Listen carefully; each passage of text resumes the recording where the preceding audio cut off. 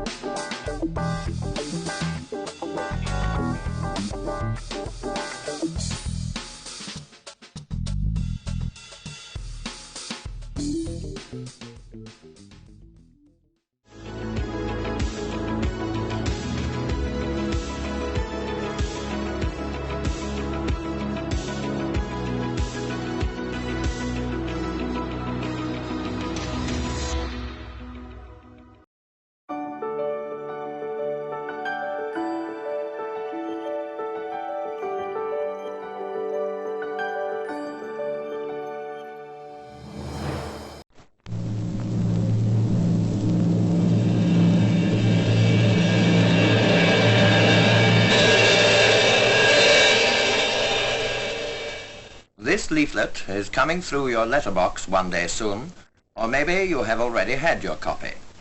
Read it carefully. It tells you what the new National Health Service is and how you can use what it offers. Remember all the leaflet says. Get an application form from any post office, complete it, and send it to your doctor. If the doctor you have chosen can look after you under the new scheme which starts on July the 5th, he will sign the form and return it to you. Study the leaflet, then keep it by you. You'll need it for reference.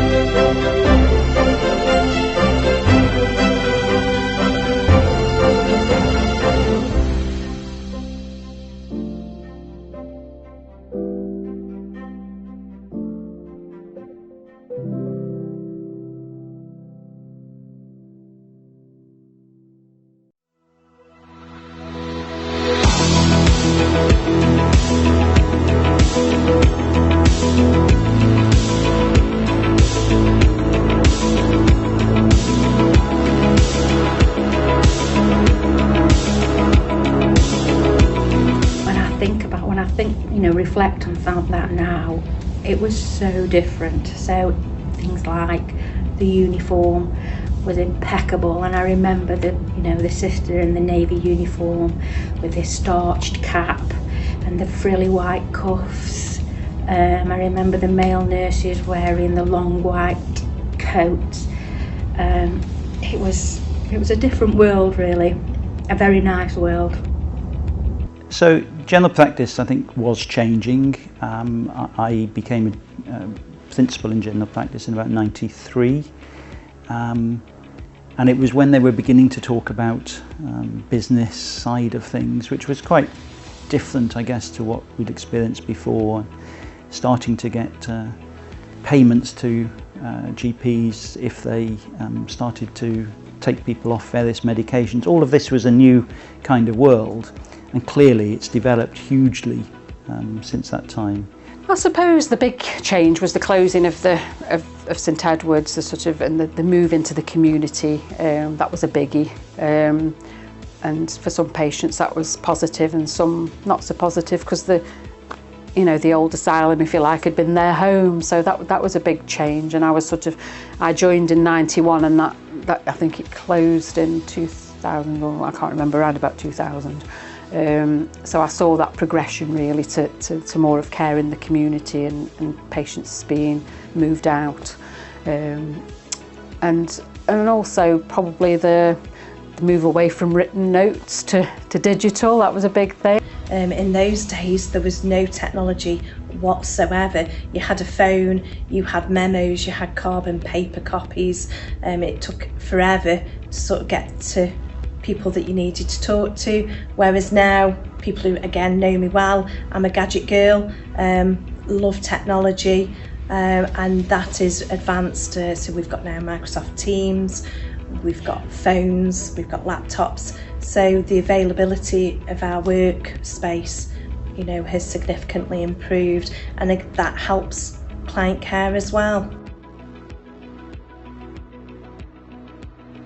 Only just over halfway through my time here, and I've never felt better, and I'm really looking forward to the future and what that will bring, and I'd like to stay here longer. I love it that much. I honestly don't think I would be here, and I don't just say it to sound cheesy or anything like that. I wouldn't be here without them. And I think the incredible thing about a service like the Parent and Baby Unit is that it's a whole team of people coming together and helping that mum and dad or partner as much as they possibly can. And to me, I was with them from 20 weeks pregnant until my baby was 1, so that's a long time, and a bit after. Actually, it never felt like I was a patient to them, never. But the staff, just amazing. They deal with so many different types of illnesses, and there's so much going on. Right down from the domestic staff, doing the cleaning and things, and they're always extremely well mannered, and do you mind if, and knock on your door and things, and they're absolutely great. And then the care support workers, just ace. Love them to bits, the brill. The patience with which people answered the phone to me more or less every day when I phoned up to find out how she was quite amazing. So thank you. Thank you isn't big enough really to say thank you, but to me, I'll never forget. I will never ever forget this. I will be grateful for the rest of my life.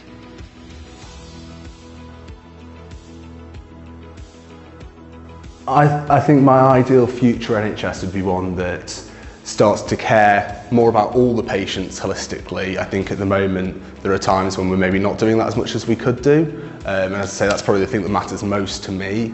Obviously with big changes in terms of looking at people's gender and stuff is obviously a massive thing at the moment, and how that will progress in the next 20 years. It's for all doctors to properly understand, and all healthcare staff to properly understand what's going on with transgender people and how we can help them. I think it's probably the thing that I would want changing most at the moment, and hopefully the changes that we'll make in the future. So I think for me the future is good, and the future is looking very bright. I think there's a lot that's happening as well in terms of training of the future staff. I think we're talking about simulations now that has just come on, and I think that's a very good opportunity for students to learn and to adapt into the new ways of working, you know, making those mistakes in simulations, so when they come into practice they're ready to hit the ground running. Currently a lot of things are good, but there's always room for improvement with everything. So I'd say things like, currently I'm doing mental health placements, so mental health for me is quite important, and I just feel like maybe a little bit more of people being considerate about mental health and having more knowledge about mental health and things like that while working in the hospital would be really amazing. If I was speaking to my 57-year-old self, I'd just really want to know that I'd finally managed to do what I wrote in my personal statement, applying to university, to medical school first.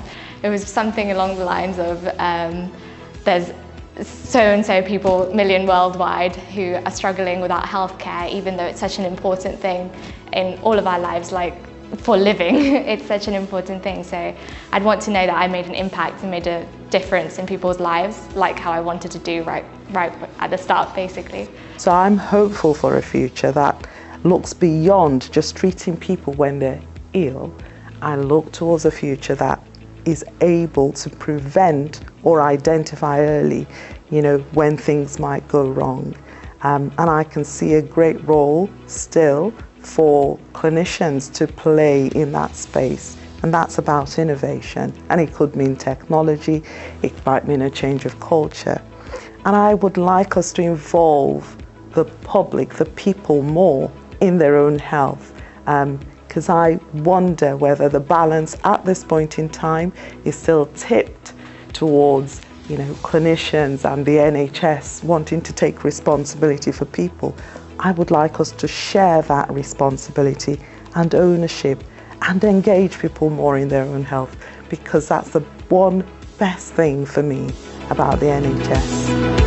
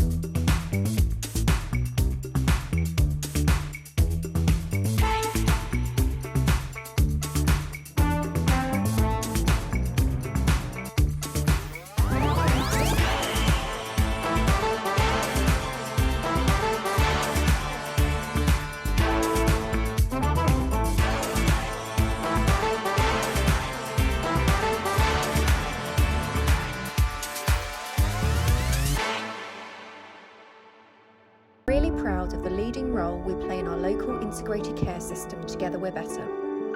By working together in partnership with colleagues in the wider NHS, the care system, local government and the third sector, we achieve far more together than we can achieve alone. Here's just some examples of what's going on around our local system this week.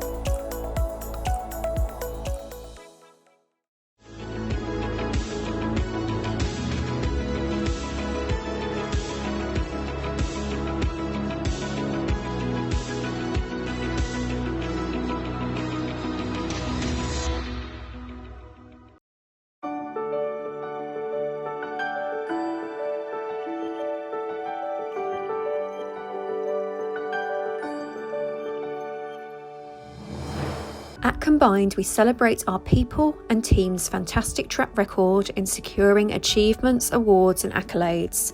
Here's our Chair David Rogers to introduce our next item. Many thanks, Claire. As Claire said, at Combined Healthcare, we're always keen to celebrate the fantastic things that our people and teams do. Whether that's delivering brilliant, compassionate care, developing innovations and new services, or securing external or national recognition. One of my most pleasurable experiences each year is hosting our annual Reach Awards, our showcase event. But we don't just want to celebrate achievement once a year. We want to do it continually. And CTV is one way in which we're able to do so. I hope you enjoy this next item, which gives you just one further example of just how and why we are proud to be outstanding in all we do and how we do it. Thank you everyone for being here today. For those who don't know me, I'm Ben Richards, I'm the Director of the Trust, but I'm also the Trust Board Lead for veterans and military families. So just over a year ago, we reaffirmed as a Trust our commitments to the Armed Forces Covenant. And then following some conversations with David from the Veterans Healthcare Alliance, we started on our journey to become veterans aware. I have to make sure I get the words right, which was about an external evaluation of the services that we provide to veterans and their families, and in recognition that some of the disadvantages that they face. But in the typical combined way, we were very clear that it wasn't a tick box exercise that would just get us over the line. If we were going to do this, we were going to do it properly. And so we formed a project board, and there's a number of people from that project board here today, and it was very much clinically driven. And we've done a range of things, from changing our HR policies to make sure people can be active in the reservists or the cadets, to increase employment opportunities for those leaving the forces, and in particular for those people accessing healthcare services to make sure that they, as one example, if they move around the country, they don't go to the back of the queue. So we've made some huge changes, and I think David, and part of the evaluation, has fed back that people can see how we've embraced this and how it will continue now, and that work will come on. But for us to get this accreditation and recognition of the work that the teams have done is a pleasure to be there. And we did say as a board that we would like to be there by the 31st of March. So we are here and got our accreditation in time. So thank you to everyone involved. It has been a real pleasure to do that. And our partners at UH&M just up the road are also accredited, which is great. And we're now involved with the County Council's Armed Forces work stream as well. So we're linking in across the various areas, including employment. So thank you everyone for coming, and I'll hand back to David. Yeah, it is great that we can unite effectively with our friends across the car park on physical and mental level without having to go anywhere else. It's brilliant for me. Anyway, we've got Ian with us, who's going to do something quite dramatic. Well, if I can just say a few words before I do this, and I must say the Duke of Edinburgh would have been delighted to see something as straightforward as that. Can I firstly say how delighted I am to be here representing His Majesty to recognise this auspicious occasion firstly, and secondly, can I offer my warmest congratulations to all of you who've been involved. Under the overall banner of the Armed Forces Covenant, which started almost around the same time I was appointed back in 2012. So I've had the privilege of watching this overall aim and objective develop, and certainly within VCHA, I know you've been very successful in working towards getting all the trusts accredited with this standard. So my warmest congratulations, not least because we have a pretty large military and veteran communities here in Staffordshire and North Staffordshire, and so on their behalf, can I thank you for making this commitment.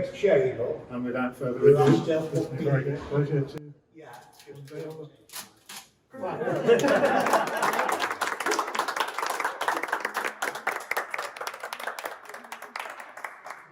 Hello, I'm Ben Richards, Chief Operating Officer, and I'm also the proud executive sponsor of our Trust LGBT+ network.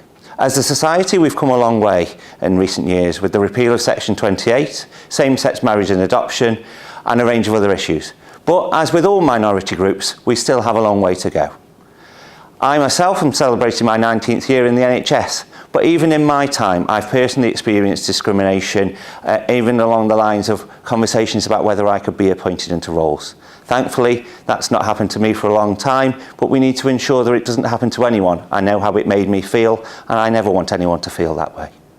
It's also important to remember that Pride Month isn't just about a month. As an organisation, we will not tolerate discrimination in any form.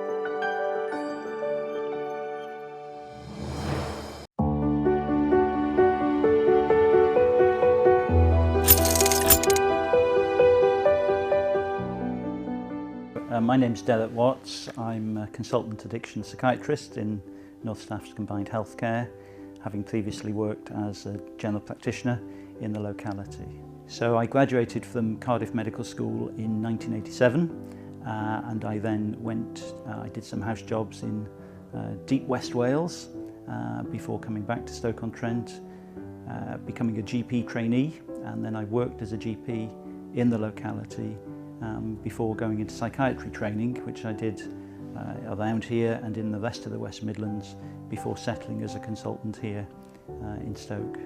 So general practice, I think, was changing. I became a principal in general practice in about '93, and it was when they were beginning to talk about business side of things, which was quite different, I guess, to what we'd experienced before. Starting to get payments to GPs if they started to take people off various medications. All of this was a new kind of world, and clearly it's developed hugely since that time. I think I learnt a lot about working with other people, and obviously general practice is more interactive, if you like, with other agencies, and I guess I learnt at that point the value that it isn't so much about qualifications with people, that, you know, actually you need to get to know people, and you can work with people from very different kind of backgrounds. I think I've had a number of kind of inspirations, but I guess most locally, my predecessor at the Edward Myers Unit, Dr. Roger Bloor, has had a big influence upon me. Interestingly, he was taught chemistry by my father at the same school, Wolstanton County Grammar School, that I would go on to do. So there was some interesting kind of parallels. But I was able to have my first job in addiction with Roger, and he had both a managerial type of role as medical director, but he was also an academic, and he also was obviously working full-time in addiction. And I think, you know, he provided opportunities for me. So, you know, I think he's been incredibly important, along with Alana Crome, who I did my higher training, so my kind of training that really got me into this post. And that meant going down to Wolverhampton for a year. And, you know, that again continues to be a friendship that continues. So a number of years ago, the Royal College of Psychiatrists had a campaign saying no health without mental health. And that was really trying to challenge the lack of funding, but also the perception that people would have about mental illness. And I think it's fair to say that that campaign has been successful to varying degrees. I think addiction is the poor man of psychiatry in this. If you go to a party and say that you're a doctor, you know, you're well praised. If you're a psychiatrist, you may be on a level. If you're an addiction psychiatrist, you're probably asked to take the drinks round to people. So, you know, I think these are some of my kind of views. Unfortunately, society has different views. So with alcohol, there's a societal issue that it's pretty much okay to go out and get drunk for many young people in this country, in ways that in other parts of Europe, I've talked to students and they're surprised that that's the case. So there is really a very big public kind of view that's got to alter our relationship with alcohol. I think in terms of the investment that we want to make in services, it's been tough, and I've had to experience things in my consultant career that many of my other colleagues have not had to experience in terms of funding cuts. But ultimately it does come down to a decision about how much we want to invest in services. I trust I do it because I really care about people, but I think there's also good financial reasons, economic reasons to kind of do this, and certainly improving the mental health treatment that people get. I think that should be a real starting point. So in my work, the relationship I have with people begins to change, and certainly with COVID, that has begun to alter the kind of direct contact. But I can think particularly of someone, his name is Tony, it's all quite public with Tony. I spoke at his funeral, and he was someone who he could tell his story. He would have viewed himself as being a genuine Stokey, even though he didn't quite come from Stoke initially. He'd been through various experiences as his family moved in the army, exposed to alcohol at a young age, having a number of detoxes and not doing well. But by sticking with people, I think that's the first part of the story with Tony, that you don't give up, and just because someone's had one failed detox. And he would say about the penny dropping. And I think for me, there's always this dual responsibility of what responsibility people have to take themselves. And unless someone reaches a point of wanting change, it's not going to happen. On the other hand, my responsibility is to make sure that whatever help people need, we advocate for that. We identify the problems and we try to steer people in the right direction so they get the professional help and support. It eventually worked for him, and he then became a member of the service user group, and it was great to see how he could function in that way, and it taught me a lot about what ongoing recovery is like. It isn't just about admitting people towards, far from it, and for some people it can be an ongoing struggle. It mattered hugely to him that he would come to the ward and people would give him money to go off to the shop to buy things, because no one had ever trusted him. And I think it's seeing that kind of change. Now, he died 5 years sober from another condition. And, I was asked to speak at his funeral. And, part of what the family said is it was just great to have him as part of their lives for that time. And that is, ultimately what we're trying to do. We're not simply trying to get people in wards and get them out as quickly as possible. It is actually about how lives can be changed. And, when people are at home, they spend much more time on their own without professionals than having very important appointments with people like me. I think, going to medical school in Cardiff, I would often cycle or ride along the Queen Street and see the statue of Aneurin Bevan looking over Cardiff Castle. And he was one of the founders of the NHS, and passionately, from his backgrounds and what he'd experienced, this drove wanting to have change so that there was care which was free at the point of delivery, available to all. One of his quotes was, "No society can legitimately call itself civilised if a sick person is denied medical aid because of lack of means." Now, I know this has become very complicated over time, but I think that's the underlying principle, and I think that's had a massive impact on our society. And I'm not sure that we fully realise that. Having had family members live in other countries and seeing what it's like when they try to access care, and also talking to people who've come into this country, whether it's in treatment or in my church life, talking to people, they will just say that they don't want criticism of the NHS because you need to see what it's like back at home. I don't know many other countries where they were out banging saucepans, praising their health services.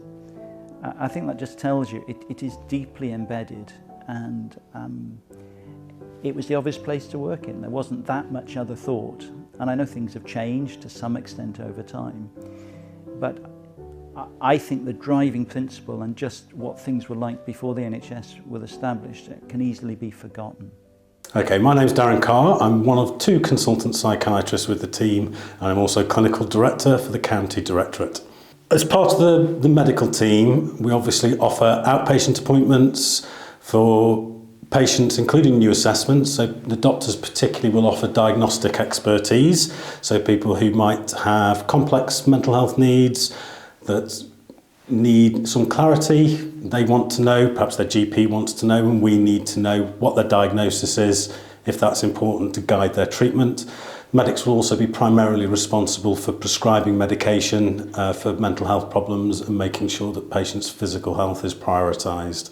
The team has worked incredibly hard. There have been a lot of challenges over the last few years, not least COVID, but we've also been playing our part in broader transformation as Staffordshire moves to ICB.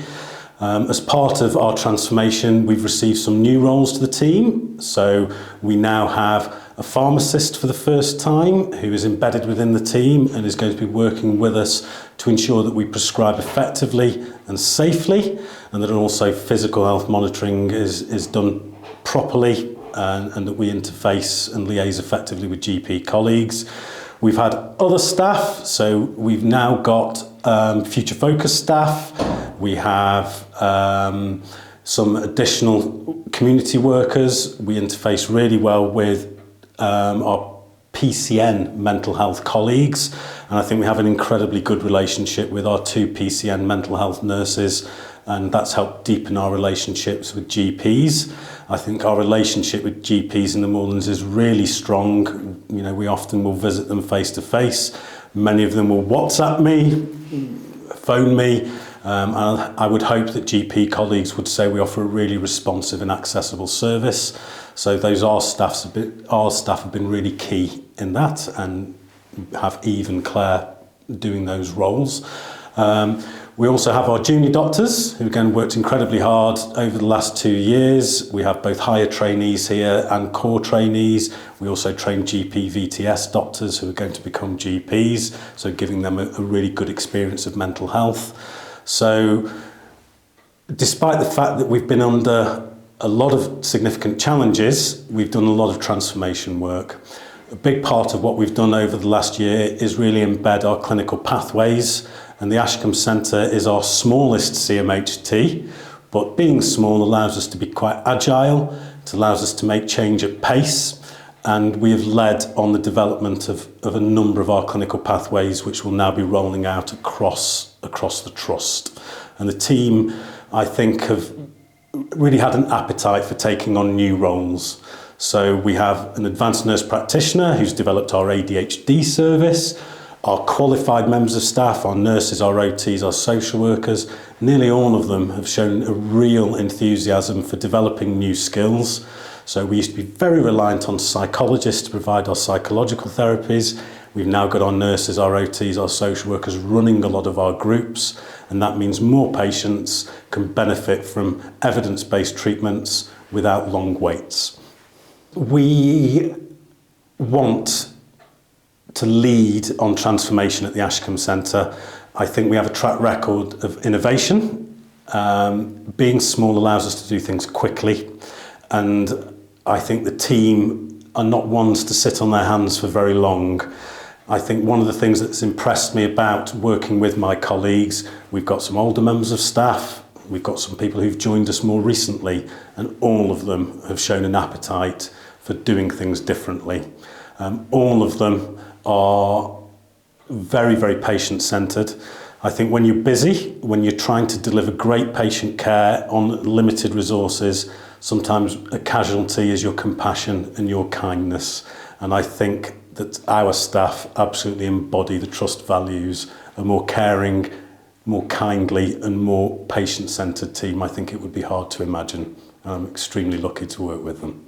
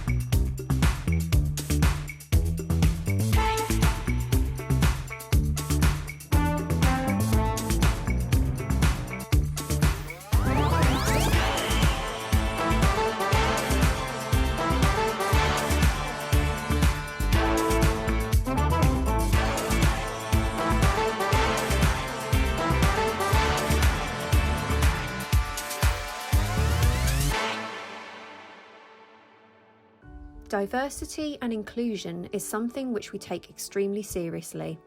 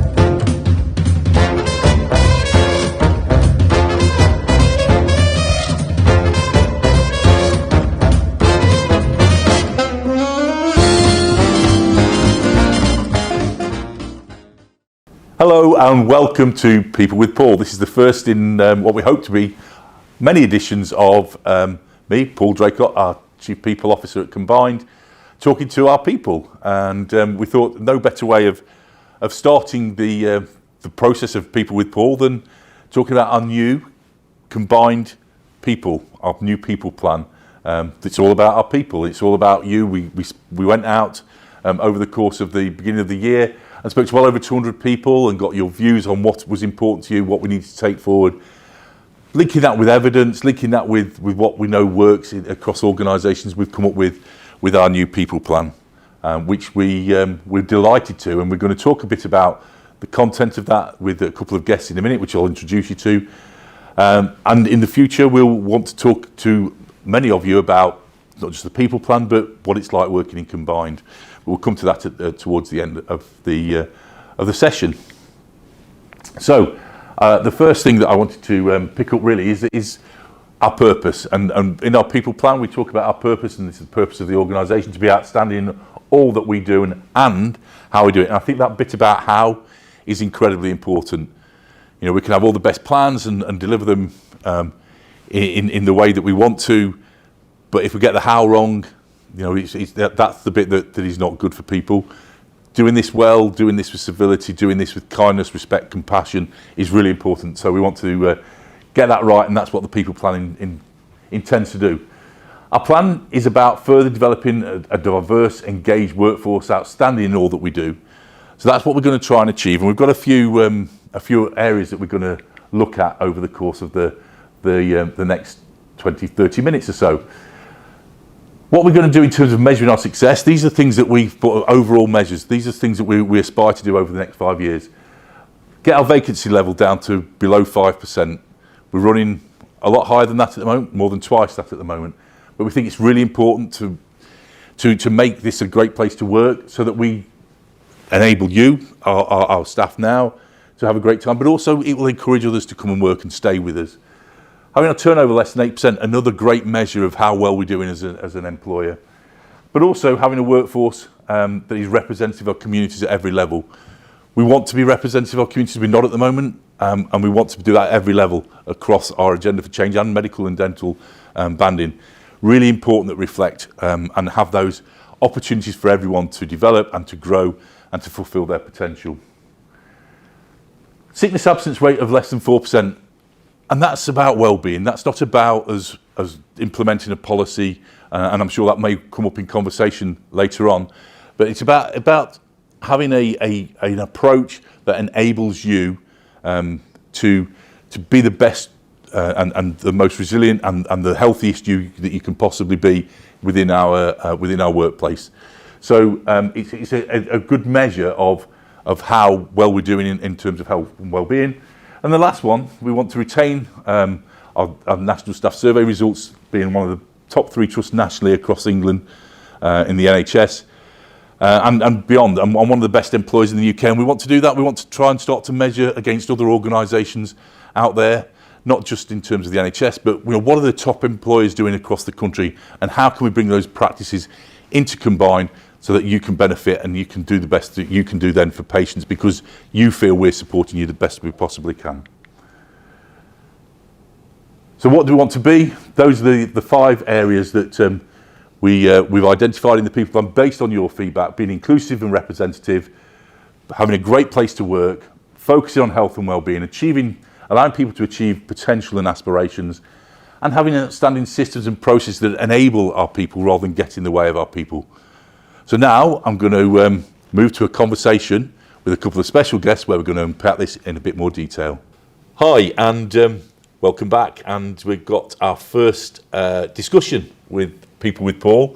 And I'm delighted for our first discussion to be joined by Steve Jones, who is a healthcare support worker at Somers View, but also an incredibly active Unison member, been active for years in the Trust, and also has a national profile with Unison. I'm really delighted and proud of the profile that Steve has across the country in Unison and helping to influence policy and supporting our people.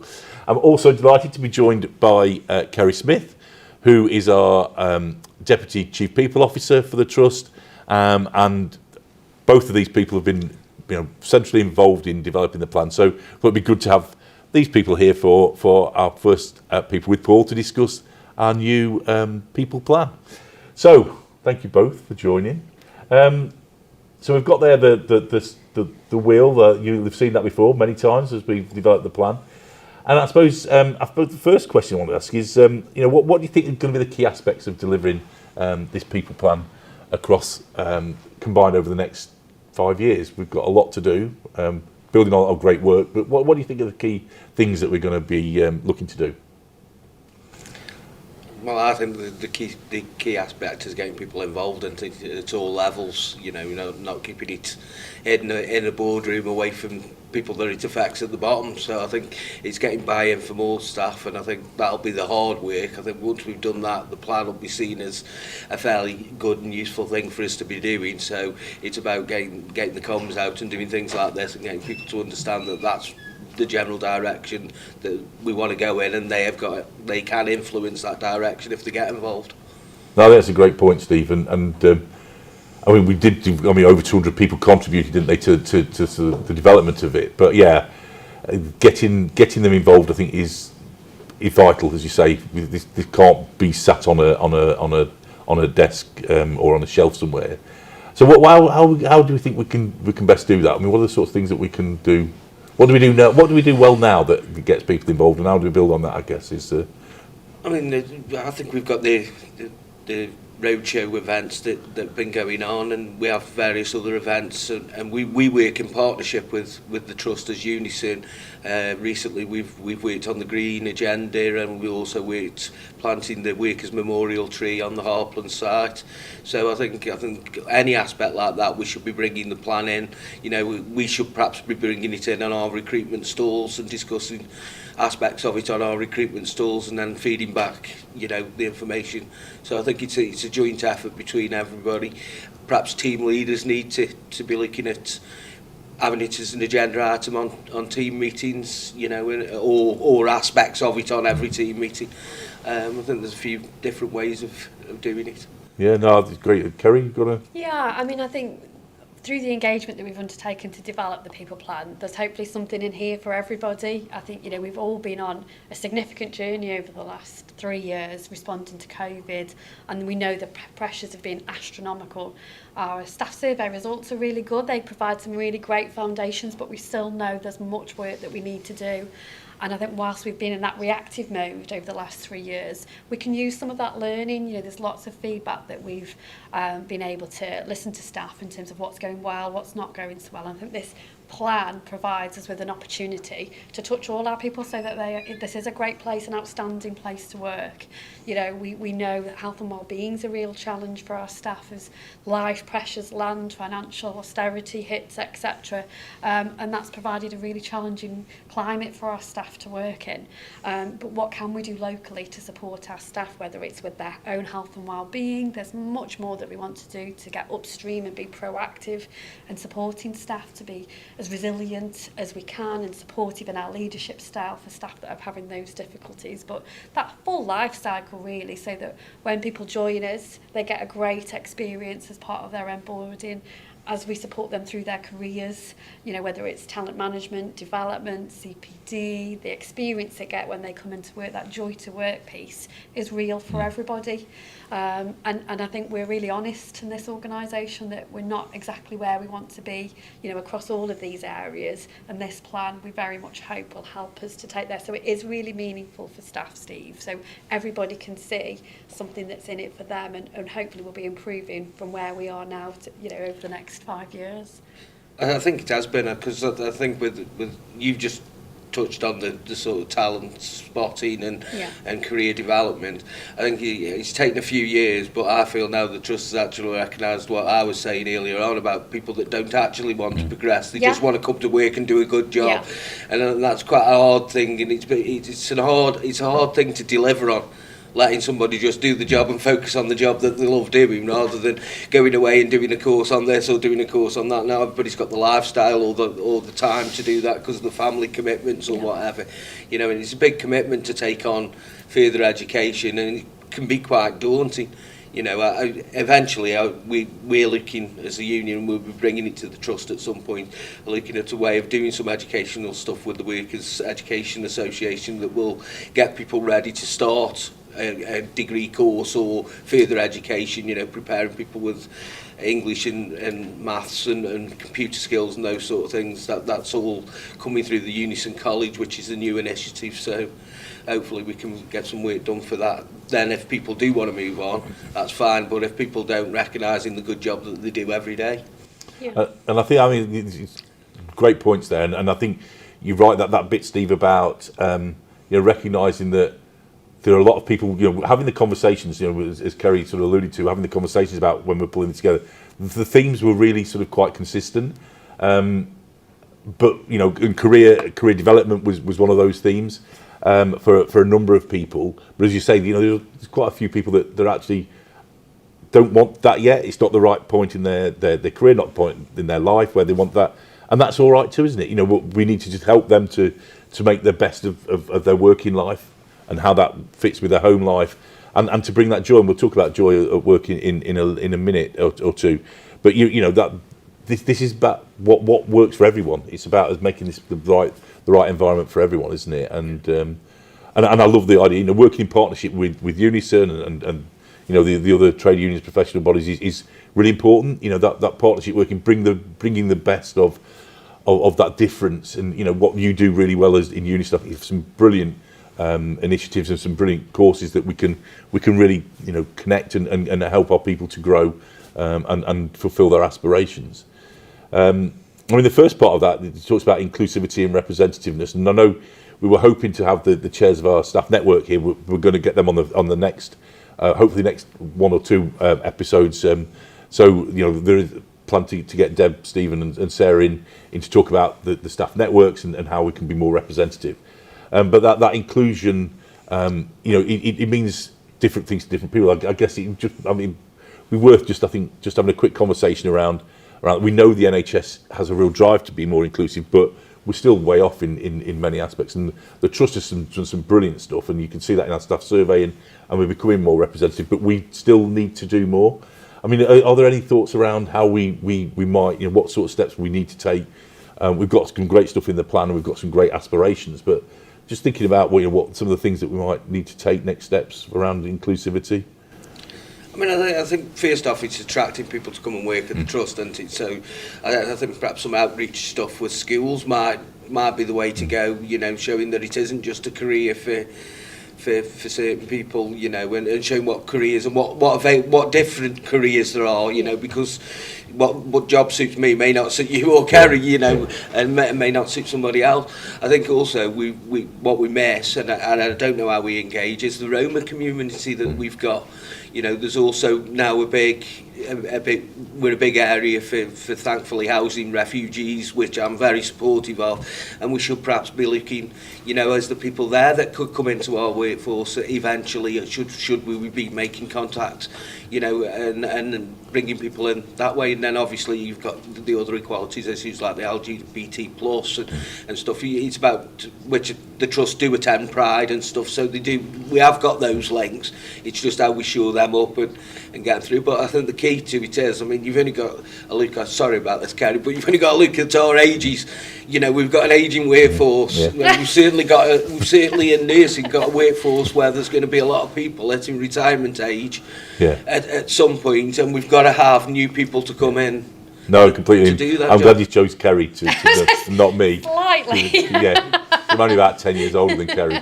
But you're absolutely right, and I think working as a system as well. We are doing a lot more work in schools and trying to track. But that bit about how we are seen as a popular employer by our local communities, so that we've got people locally. That the whole thing about how we play our role as an NHS, as a big employer within our communities is vital, isn't it? I think that's absolutely right. Example of that is, I'll give you, not last week, the week before, my son come and did his work experience with the comms team, and saw what it was like to work in an employer at 15 and in an organisation, and he's swaying some of his thoughts about what he wants to do, and is there more opportunities in the NHS than as well, or are they written off? Even though me and his mum work in the NHS, it doesn't, all he saw the NHS as nurses, because that's what the family of working that we do, and and ignoring the fact that the comms team is recording this, was it a good experience for him? Did he enjoy it? He had a really good week. He's been raving about it ever since. So But it's supporting people with that opportunity, broader and wider, so it's not just our, staff, isn't it? That opportunity's there for everybody locally, and I think that's how we'll then get a much more representative workforce of our local population. We know we're not as representative as we need to be across our whole of population. And we've done lots of great work, like you've said, but we still know experiences from our staff with protected characteristics, whether that's disability, LGBT, or race, etc., is not where we want to be. There is much more that we still need to do. And I think it's about that responsibility and allyship for us all to be civil, to be respectful, to embody our values in everything that we do. Which will lead to the greatest gain, so that reputation we are seen as an employer. And I think we really sell ourselves short as an organisation. We're quite a small NHS trust by our local partners and other trust standards, but actually as an organisation locally, we are a large employer, and we need to really own some of that. And like you say, do that piece that we're going out to our colleges, because we know Stoke-on-Trent and North Staffordshire, the population doesn't tend to move on. So this is our future supply and talent for us, and we've got to support those individuals into the many different roles that we've got. And I think the beauty of the plan is we've got space for that. And going back to Steve's point right at the beginning of the conversation, getting people from across our trust involved in this will be brilliant, because that's the sort of thing that will help this to energise. We want, like I say, the allies as well as people from the different communities helping to push the fact that we are a good employer, help to challenge it when we get it wrong in terms of not being as inclusive as we want to be. And I think, again, picking up Steve's point about the Gypsy, Roma, travelling communities, again, it's an area that we can do better, both from a potential employment, but also certainly from a service delivery perspective. And I know we've got some brilliant people doing great stuff in the trust and across the NHS and that, but again, it's helping to build those approaches really well and break down some of the attitudes, because this is what we need to build our organisation on, isn't it? We're not inclusive. People don't feel their difference is appreciated within our organisation. We're never going to have everyone being able to fulfil their potential, everyone being able to work at their best. This is the sort of foundation stone that we need to build our organisation on. And I think we've made some great strides. We're in a great place, but it's how we get even better, isn't it? And it's that link back, isn't it, to our service and what we deliver. How can we deliver outstanding services if we don't understand the local population and what those needs are, absolutely. And they don't see such individuals similar to them in our profile, in our workforce.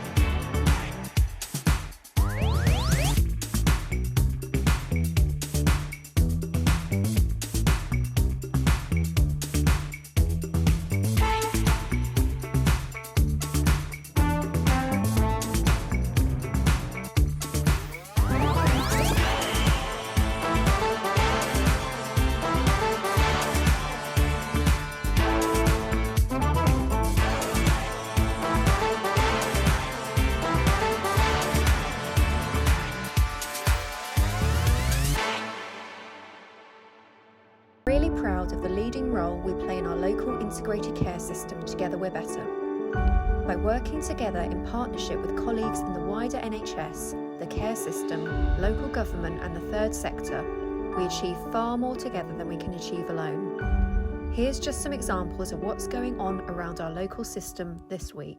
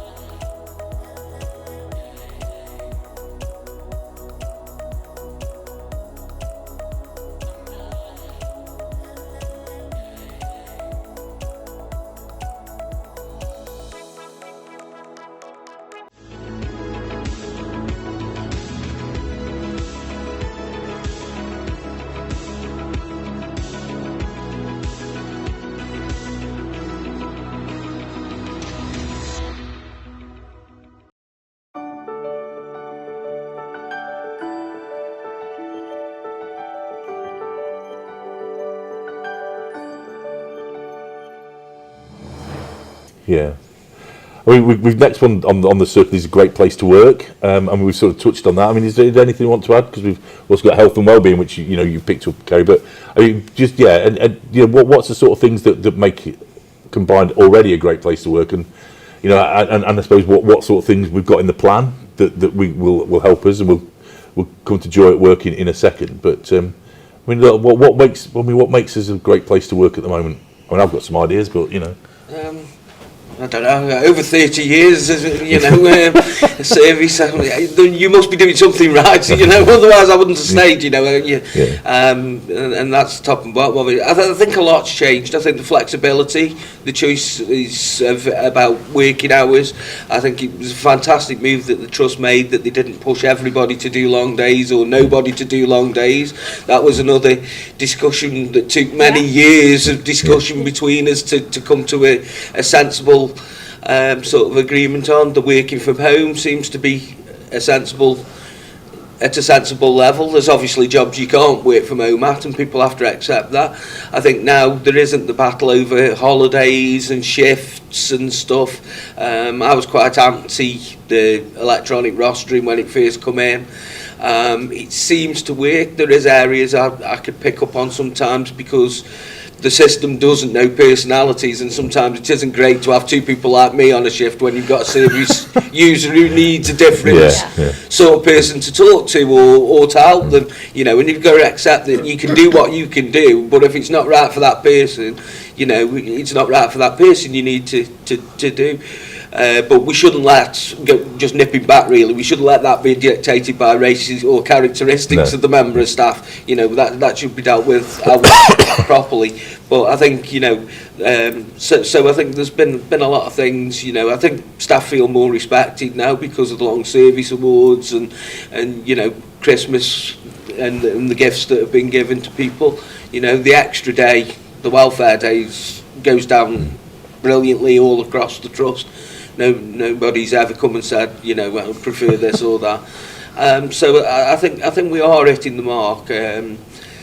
I think the biggest thing that staff complain about that isn't a personal thing, if you want to group it, is perhaps uniforms sometimes. In the summer it's really hot and sticky and you've got to wait to be given permission to wear something light, and perhaps we should be looking at a bit more, as long as it's suitable, what the right clothes for the right job is, and certainly some female staff could do with being able to have access to all the uniforms at certain times in their lives, and various things, so I think that would make staff a bit happier sometimes. But I think generally, most people, we don't get a lot of phone calls at people unless it's a personal problem, And that's great, isn't it? And again, coming back to your original comment about what's going to make this work, it is about getting our people involved, isn't it?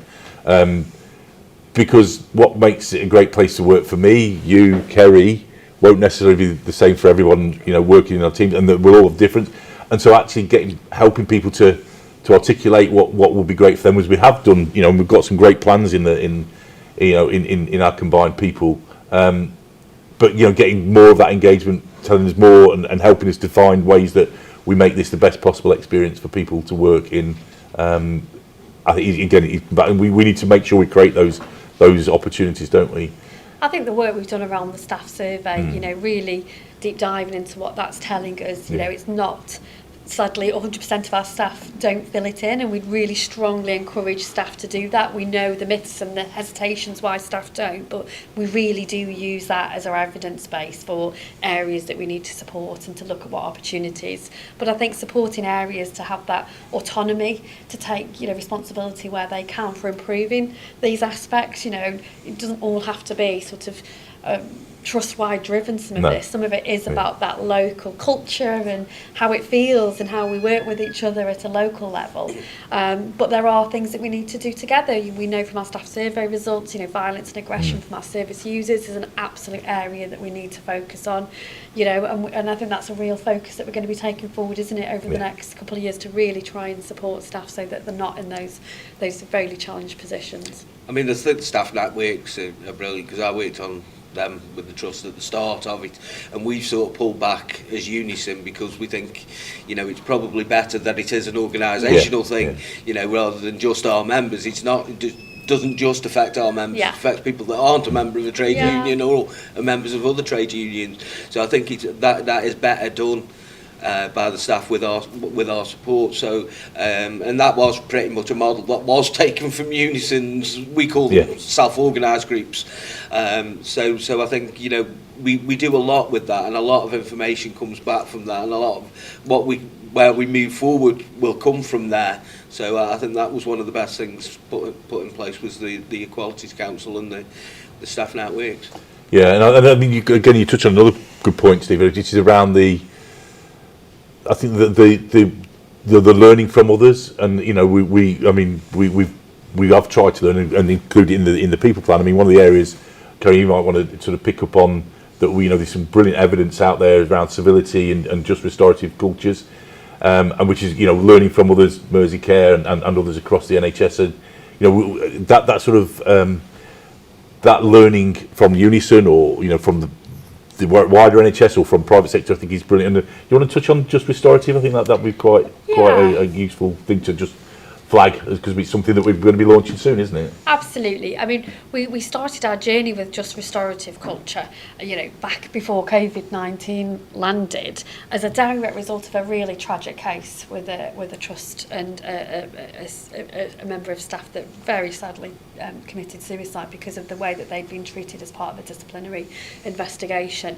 You know, within our trust, we've always had quite robust, strong discussions with staff side, and that challenge around some of these processes. So, you know, but I think there's much more that we've still to do around this. So we know that allegations are made and there's a process that we have to go through. But just restorative is about making sure we only go through those processes when we absolutely need to, and when we do, all involved are treated with support, respect, you know, timeliness, and not taking any action where we don't need to. You know, if we know it's a system failure or anybody would have acted in that way, you know, actually, is that really the right mechanism for support, you know, to take somebody through a disciplinary process? No, we know how damaging they are and career limiting they are for individuals. So really making sure that any casework that goes through like that is only where absolutely essential and needs to, and that there's support for individuals through that process.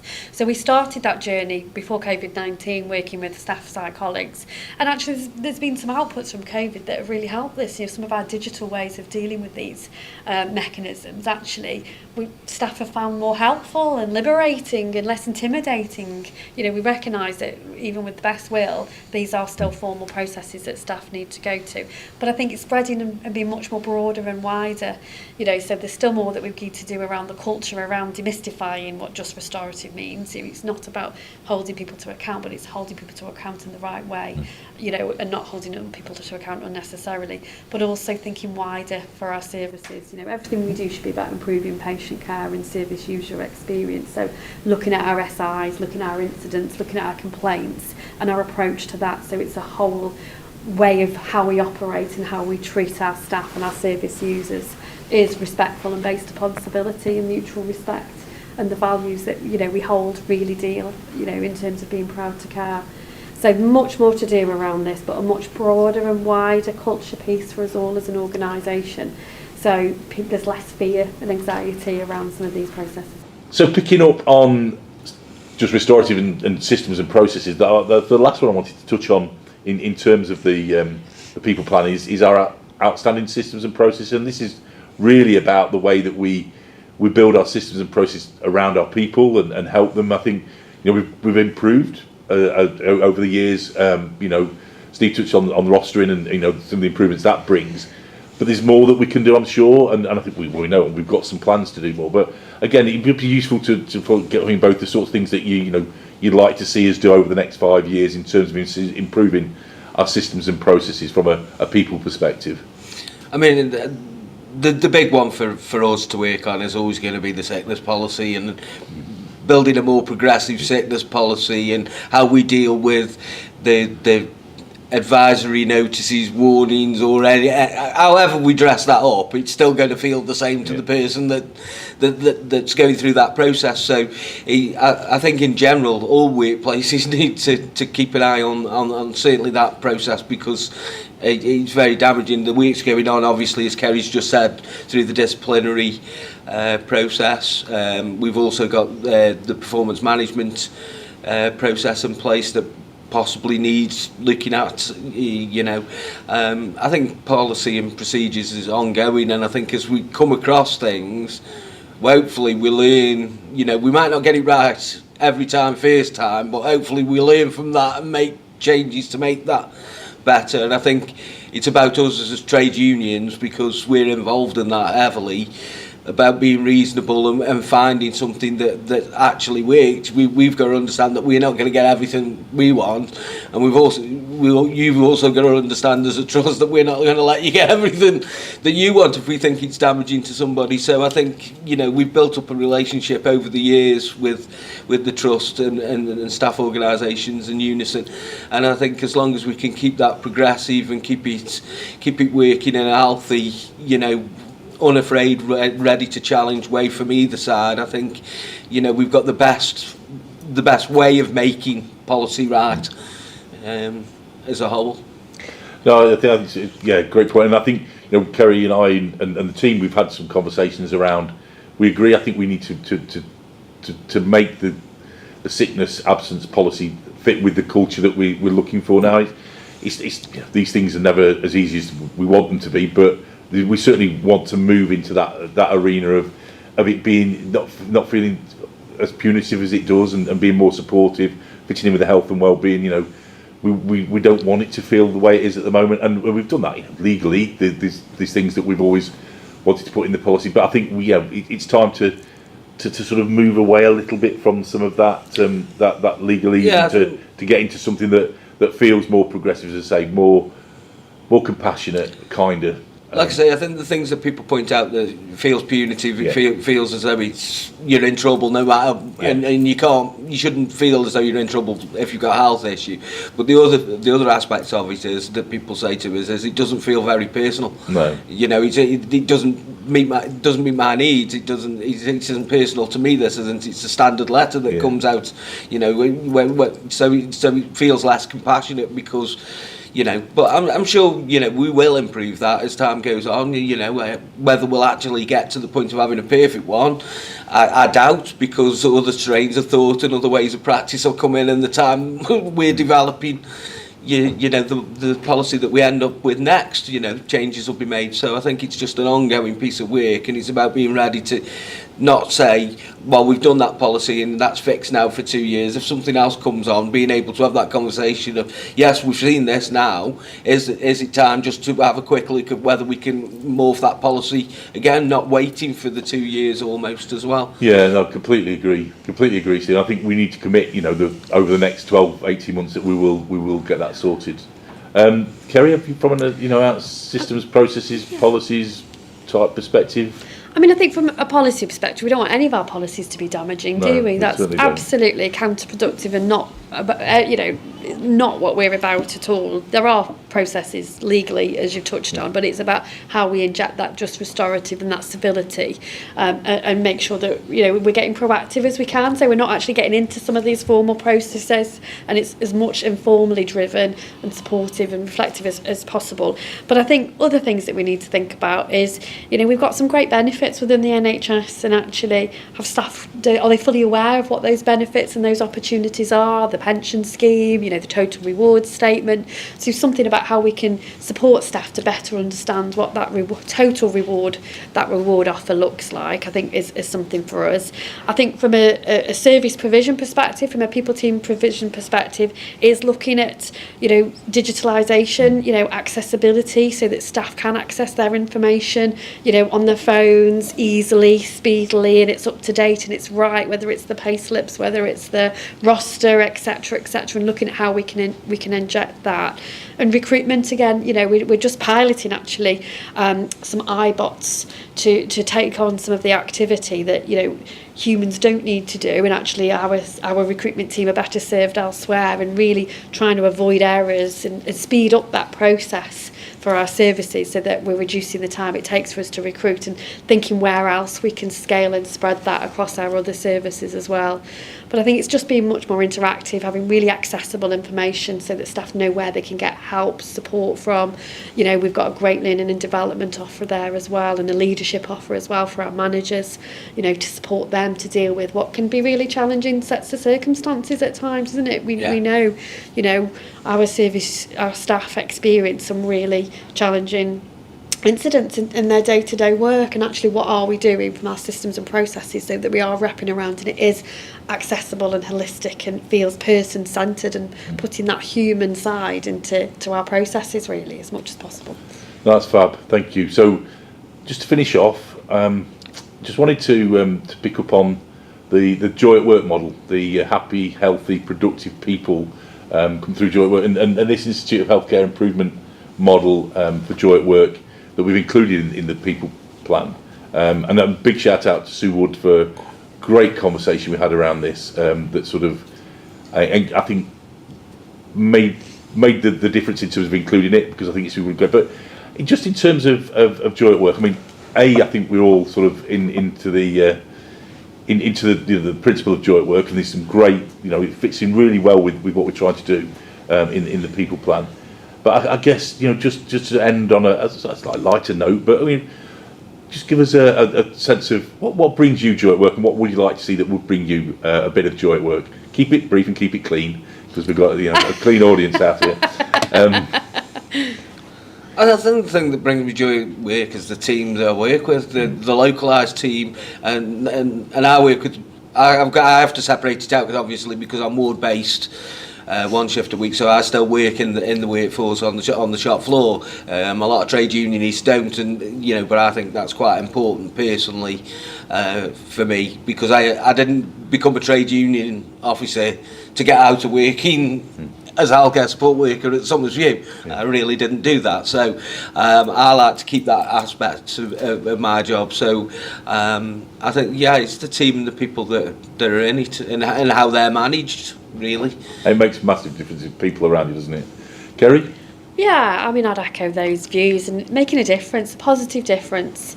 You know, the services that I lead, you know, we very rarely get to speak to service users, but actually we're still strongly committed as a leadership team that everything we should be doing should be about improving that service experience for our service users by staff being the best versions of themselves. And, you know, I've had some very interesting debates with leaders over the past who, you know, may not have always got how important this is, and the research and evidence that behind that when people are in these joy at work cultures and have got that psychological safety, you know, the care that we give is so much better, their experience is better, the care we give is better, and it unlocks a whole discretionary effort, you know, that we don't always see and we don't always feel. I think COVID's done something to that bit. Yeah. I don't think, well, what I think COVID's done is enabled some managers to realise they don't need complete control at every moment of time, because it's been distance working, and they haven't been able to have that control, and they've found a way that was probably more balanced and more sensible, and makes a team happier by having that discovery. So I know we shouldn't try and find a positive out of COVID, because there isn't really a positive in COVID, but if the one thing work-wise, I think that has changed some managers' outlook that couldn't see another way of managing everything, but having complete hands-on all the time. Trust, really, and when you put trust in people, you get dividends back. Yeah, and certainly from my perspective, you know, the joy at work bit, I think it's multiple factors, isn't it? But the people, it is about the people, and it's about making a difference, isn't it? And feeling like you can make a difference. And I suppose, you know, one of the things that's going to, I'm anticipating, bring some joy at work, certainly to me and other colleagues. We're going to be announcing, in fact, Donna Cantrell is going to be announcing very shortly, which I won't spoil the surprise, but keep your eyes out for that, because that's going to be, very interesting, and hopefully bring a lot of joy and fun to work as well. But I don't want to spoil the surprise. Okay, thank you both. That's been incredibly great start to People with Paul. Thank you for watching. We are going to be doing this on a regular basis. We'll be having different guests and different topics. We also want to come out to you and to see what it's like. You bring your topics. We'll come out and we'll do a little video, or we'll highlight some of the things that you want us to highlight, and we want some fun things as well. So if any of you are up for singing in the ward and sharing your songs, or you want to tell jokes, whatever, the budding thespians out there, you get in touch and we'll include you in some of these as well. So thank you for watching. Hope you've enjoyed it, and keep your ideas coming in for us so that we can improve it as we go forward. Thank you.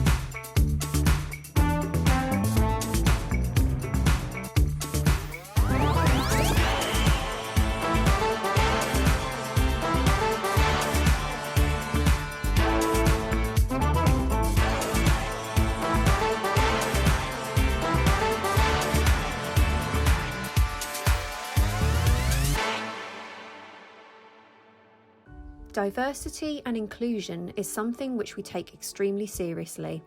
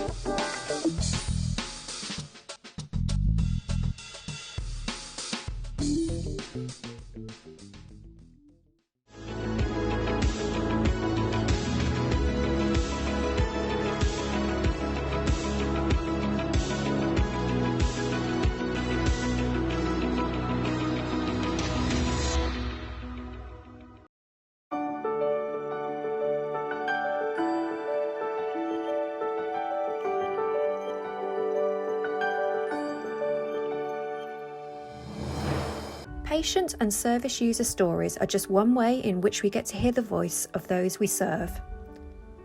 Here's our Executive Director of Nursing, Kenny Lang, to introduce our next item. Many thanks, Claire. Hearing the experiences of our staff and service users, carers and their families, delivered by them in their own words, provides insights and knowledge in a way that goes beyond the mere printed word. We use stories at our trust board, our committees, internal and engagement events.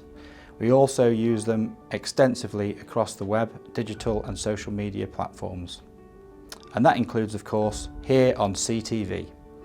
If you have ideas of a staff, a service user and/or carer story, we need to hear it. Please get in touch with our patient experience facilitator or the comms team. In the meantime, I hope you enjoy the next item.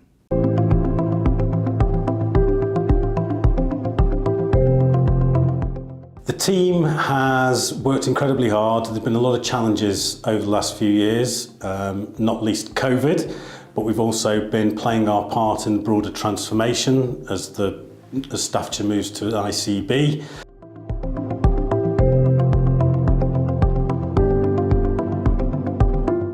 Yeah, I was referred by the GP after having CBT and counselling because I was really struggling with suicidal thoughts and a few other mental health problems after losing my sister. They allocated me a care co, and she's been with me ever since. She's not only helped me, but she's helped my family members as well. I've been on the safety and stabilisation course, which deals with things like past traumas and how to deal with them. I'm now on the coping skills, which teaches you how to cope better in situations, things like distress tolerance. So that's all helping me, and I'm a completely different person than I was just nearly 12 months ago. Well, for the last 2.5 years, I think it is now that I've been on the Ashcombe Centre. Honestly, I can say that it's been life-changing. Without the support that I've gotten from the Ashcombe Centre, I don't think I'd be where I am today. To be honest, I don't think I'd be here because they took me at my lowest point, and you've just helped me build my confidence and helped me really push through the issues, the mental health issues that I've had. And I think that working with the Ashcombe Centre has really made me be in a better place mentally, and I don't know how to thank you guys, because honestly I feel very privileged and grateful that I got to work with such amazing people. Been with yourselves just under, well, been 11 months into coming up for probably, give or take a bit. Yeah, it's been different, I suppose. It's had a lot of help from Becky Barlow and James and Maxine. Maxine's helped me whilst doing the A&D pathway. Helped me quite a lot. Been quite responsive as well. If we needed anything on the phone straight away. Been in a couple of crises last year. Again, quick to respond to. So yes, considering it's secondary care, yeah, it has been a good experience. Our Spotlight section is our chance to shine a light on individuals, teams and their achievements and developments. We're really proud of our people at Combined and the amazing things they do, day in and day out. Here's our Medical Director, Dr. Dennis Okolo, to introduce our next item. Many thanks, Claire. As Claire said, at Combined Healthcare, we want to shine a spotlight on the excellent and compassionate care we provide. I hope you enjoy this next item, which gives you just one further example of just how and why we are proud to be outstanding in all we do and how we do it. The Darwin Centre is Combined's regional 15-bedded inpatient unit, providing specialist mental health services for young people and their families. This week, the Darwin Centre gained a new colleague, a 16-week-old Springer Spaniel puppy called Kiara, who has been introduced to the centre by her owner and CAM psychiatry consultant, Mike Foster. Kiara is the centre's new emotional support dog, and it was her first day on Thursday. The centre now has 2 support dogs, including another of Mike's dogs called Rupert, who has been a reliable presence at the centre, but he has sadly been diagnosed with kidney failure. Kiara will bring some younger energy, and it definitely looked like she was settling in already when we went to visit her and Mike. Kiara's role will be to facilitate conversation between Mike and service users on the ward, giving them a boost of self-esteem and oxytocin when playing with the puppy.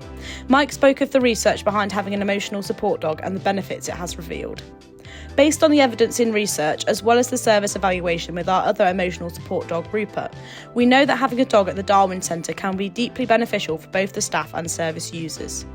By the time we visited in the late morning, Kiara had already met one service user at the centre who had a very positive interaction with the friendly puppy, and Mike explained how the dog would be based in the office initially, getting used to the centre and then move on to the ward in the coming weeks as she adjusts. Kiara has clearly been a welcome addition to the centre. Catherine Smith is the ward manager who seemed delighted with her newest team member. We've noticed that having an emotional support dog on the ward enhances engagement from the service users. Kiara brings warmth to the unit and puts a smile on the faces of everybody here. We look forward to following Kiara as she grows up and seeing how she provides a calming, affectionate atmosphere to our service users at the Darwin Centre.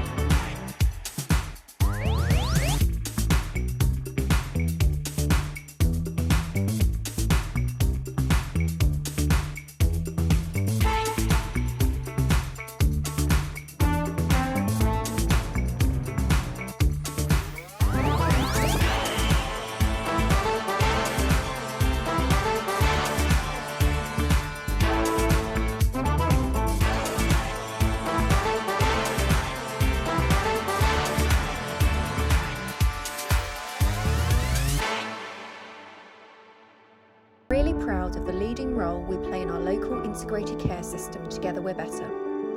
By working together in partnership with colleagues in the wider NHS, the care system, local government and the third sector, we achieve far more together than we can achieve alone. Here's just some examples of what's going on around our local system this week.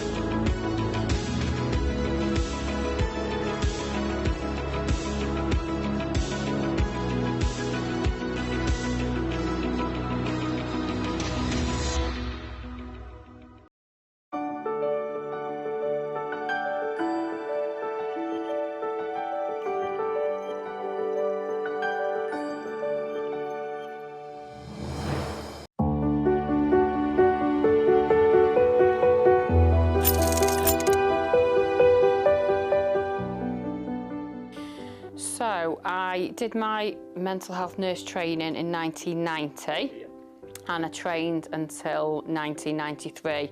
So in 1993 I became a staff nurse in mental health. So officially it's 30 years, but I did go out of the NHS briefly and then come back in.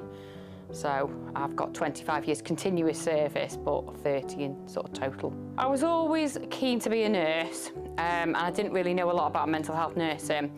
So when I was at school, I went on a shadowing day where I shadowed a nurse on a urology ward, so completely different to mental health. Did that and got a taste for it and thought, yes, this is what I want to do. So I went to college and sort of studied sort of pre-nursing, and then when I applied to be a nurse, I actually applied to be a general nurse, like an acute adult nurse. Started doing that, and went on a mental health ward as part of the sort of generic training, and absolutely fell in love with it and thought, I don't want to do general nursing anymore, I want to do mental health. So I was lucky enough that the ward manager of the ward that I went on to in 1991 said to me, yeah, we want you to join mental health, and he facilitated me to be swapped over. So I swapped over, so I was quite lucky in a way that I was able to end the general nursing training and join mental health. So that was what sort of pulled me into, you know, mental health nursing as opposed to general. A vivid memory that sticks in my mind is when I very first qualified in 1993, and I went to work in a ward in Manchester. So it was a mental health ward, it was a 32-bedded ward. And back in the day then, you didn't have preceptorship nurses. So I walked onto the ward, was given a set of keys and told, there you go, you're in charge of 32 patients. And I said, oh, right, okay, who am I on with? And they said, oh, you're supposed to be on with the ward manager, but he's off sick with a bad back. So I was like, oh, right. So I was brand newly qualified with a set of keys, didn't know what I was doing, and it was a disaster. It was like the shift from hell. I made a drug error. A patient ran off the ward. It was like really like everything went wrong that could have gone wrong, but I learned very quickly. It made me sort of like, you know, learn quickly how to take charge of a ward. So yeah, that was my earliest memory because it was quite a scary shift. Yeah, so my first role was a staff nurse on the same acute ward in Manchester. And I did go out of the NHS shortly after that post and tried working in a rehabilitation home in the community, closer to home. Enjoyed it, but then got back into the NHS and carried on in acute mental health, so inpatient wards. And then I worked my way up to ward manager, and I managed one of the first psychiatric intensive care units when they first came about in 1996. And then I sort of continued into sort of management, service manager, inpatient manager, community manager, and then general manager. I stayed in management for quite a long time. And then in 2010, there was an opportunity to go back to university, do a master's degree. So I took on that and went to Manchester, and I did an advanced master's in mental health.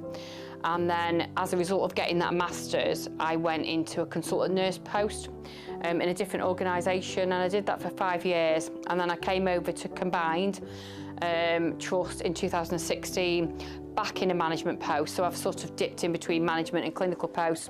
So I came over here as the head of directorate for the inpatient directorate. So that was the acute wards and some of the rehabilitation units. And then that post got redesigned into an associate director post. So I was the associate director for a short period of time in the acute and urgent care directorate. And then again, a post came up as a consultant nurse, and I missed it. I missed working with patients. So I then became the consultant nurse in acute, based at Harplands Hospital. And that's where I am now, primarily based on the psychiatric intensive care unit, but I also work across the acute ward as a consultant nurse. So the changes that I've experienced in the NHS from when I started in the 90s, early 90s, one of the biggest ones is that people smoked everywhere. So there was no smoke-free policies. Patients would smoke on the wards, staff would smoke on the wards, and it was quite common practice for people to sit in a multidisciplinary team meeting with patients and staff and smoke. Obviously, research has shown that needed to change, so that's been a massive change. And then obviously we used to write in notes, everything was on paper. So I'm a prescriber, so we used to prescribe always on paper. Now we prescribe electronically, so everything's gone electronically. And we've developed lots of new teams as well in the community, so we've improved mental health for patients, so there's been lots of positive changes. So yeah, in my sort of 25, 30 years, a lot has changed really in terms of how we work with patients for the better. I think what I enjoy about working in the NHS is seeing patients improve and seeing that we provide a service for people to make them, you know, get better and move on. And I think there's nothing more rewarding than seeing somebody come into hospital, coming into the NHS, struggling with some areas or many areas of their life, and then going out in a different position. And I think the good thing about working in the NHS is it's a big team, it's a very supportive team. It is like working in a family. You know, you work with lots of people very closely, and I think, you know, you take a lot from that as well. So you give into it, but you also can take things away from it. And for me, you know, I've done lots of training through working in the NHS. I've been able to go and do my degree and my master's degree and prescribing. So there's lots of opportunities for me as well to improve my skills and knowledge that then improve patients. At Combined, we celebrate our people and team's fantastic track record in securing achievements, awards and accolades. Here's our chair, David Rogers, to introduce our next item. Many thanks, Claire. As Claire said, at Combined Healthcare, we're always keen to celebrate the fantastic things that our people and teams do. Whether that's delivering brilliant, compassionate care, developing innovations and new services, or securing external or national recognition. One of my most pleasurable experiences each year is hosting our annual Reach Awards, our showcase event. But we don't just want to celebrate achievement once a year. We want to do it continually. And CTV is one way in which we're able to do so. I hope you enjoy this next item, which gives you just one further example of just how and why we are proud to be outstanding in all we do and how we do it.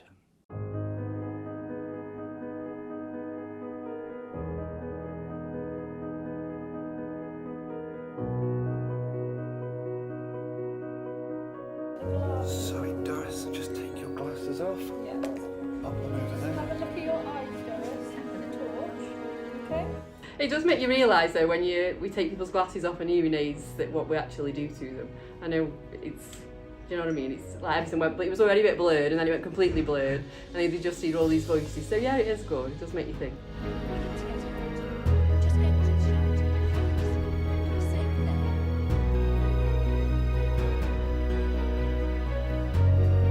After coming out of that wheel, because it's all consuming, so you're looking around and you're literally in the room as with the environment around you. It was very well put together, really good. And what did you think about what you saw? Did you feel like you were experiencing it from the point of view of the patient? Yeah, you did. I think it was really helpful to see the changeable presentations, and that 1 minute sort of everything was clear, then the next minute it was all very fuzzy and there was sirens going off and there was smoke coming out the vents, and again, seeing how the patient would have interpreted what the staff were doing as well.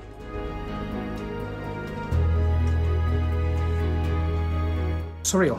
Yeah, it's very strange really. It's it really is. But I mean, quite beneficial.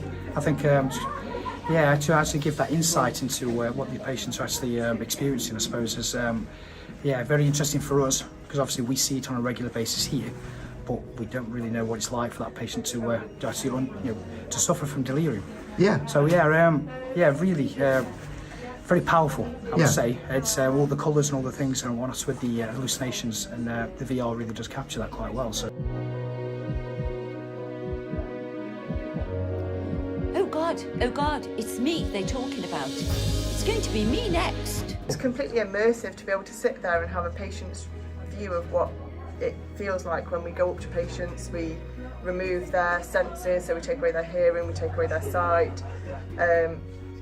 Obviously on ITU we give them all the drugs that can increase delirium, to be able to get the patient's perspective, to feel so small and not be able to do anything about those things and get my senses back to how they should be. It feels really disempowering, so you can't do anything to help yourself at all. I think that's a really good tool to teach delirium, because I'll certainly go back into my practice and think about what I'm doing to patients, maybe take the extra few seconds to explain what I'm going to do and why I'm going to do it as well, which I think is important. It's not just about what's going on, it's why you're doing those things, to help try and rationalise in that patient's mind that isn't thinking rationally what is going on and where they are and what they're doing. Oh my God, she looks terrified. when she hadn't got her glasses on, you could see things. I thought there was food on the table, but it wasn't food, it was actually just a blanket. So you can now understand why people are reaching for things, and you know how they try and eat and drink out of things that you just think, I thought there were bananas on the table, it wasn't, it was a blanket. Yes, it's actually quite scary.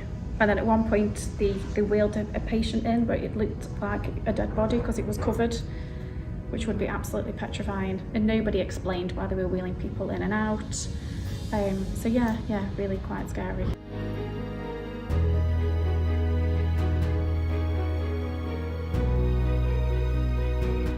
I think when I saw two people with the virtual reality on, what struck me is that normally someone experiences delirium, you don't see, it's invisible. But by having the virtual reality on, it's like that barrier between you and them, and you realise how just isolated that person is, because they've got this almost this barrier of the delirium surrounding them. And it was just seeing that how vulnerable they are and how isolated this just makes them. And even if people approach them, they're still disconnected. The delirium's causing that layer of disconnect, really. That's what I observed. I've nursed plenty of people with delirium, so I think I'm aware of the process and the effect.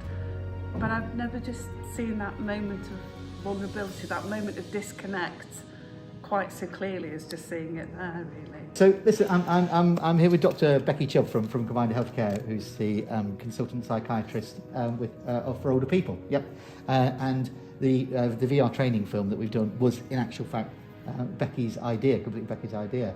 And hearing some of the reflections over the morning of people of how they've experienced it and what it's brought to them, the impact, you must be absolutely delighted. I am. I'm so pleased. That the idea was to really put the person in the patient's shoes, so that you really get to experience what it might be like to have an episode of delirium.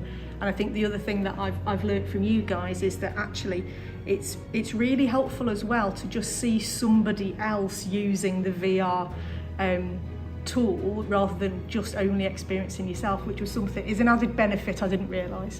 And what have you learned from seeing that?